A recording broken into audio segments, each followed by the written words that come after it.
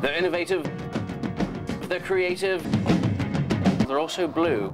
Talking to those jolly nice chaps, the Blue Man Group. Tell us about how this came about and how you got to be on the Moby Area 2 tour.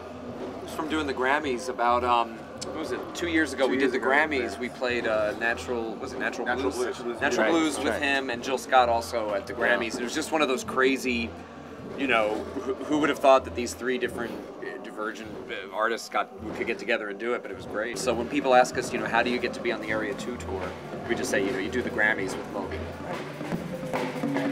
What does it take to be a blue man? It's not the easiest thing. It's because you have to be able to drum. You have to take a written test. It's very difficult. Yeah, they're pretty talented. They can do anything.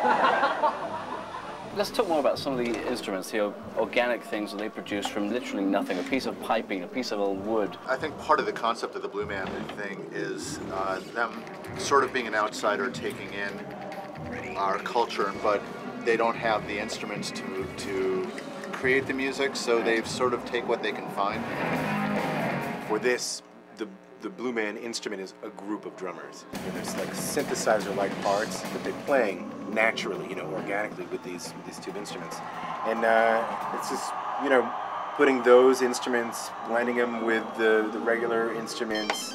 Actually, sorry about and that. Cell phones. Yeah.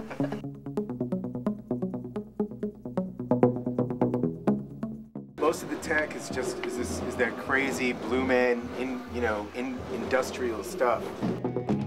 I think one of the biggest challenges we have also are all the PVC tubes don't make that much noise, so miking them, you know, we've had to do a lot of R&D to get them actually even audible over loud guitars and basses and all the drummers and everything.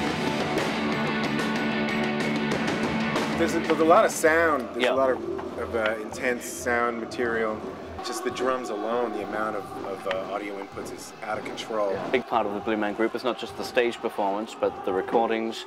2 records out so far. Yeah. Tell us about the latest recording. On the new record, the big question we were wondering is, can these plumbing-based instruments and these industrial instruments, would they actually work as pop songs? Dave Matthews sang on one song and it came out great. It should be out hopefully in what, February? February. And I think the plan is upon releasing it, we'll go on the road.